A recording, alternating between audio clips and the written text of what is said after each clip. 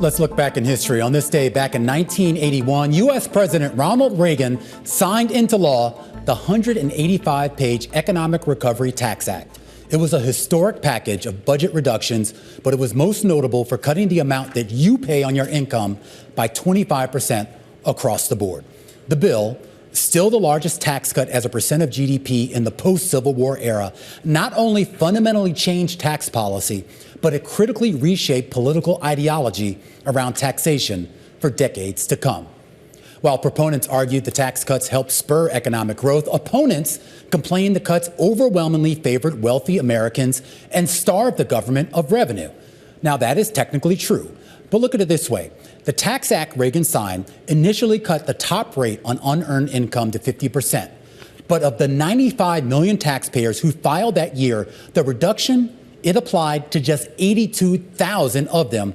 That's according to the Center for Public Integrity. So it was lopsided.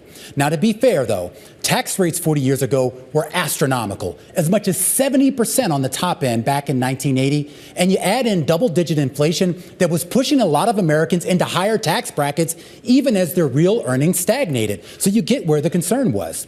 Now, the Tax Act that Reagan signed, it changed the narrative big time, and it led to a multi-decade effort in Washington to ease that tax burden for income earners as well as businesses alike.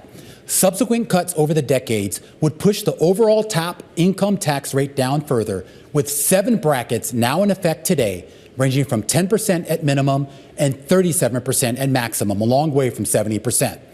And while the Reagan tax cuts did boost GDP, they also led to big government revenue shortfalls. And that brings us to a weird quirk in the tax-cutting narrative that has defined Ronald Reagan's legacy.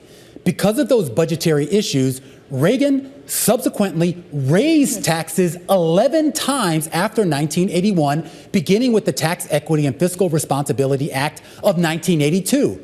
By the time he left office, more than half of the tax cuts that he had signed into law in 81 had been rolled back by his very same signature.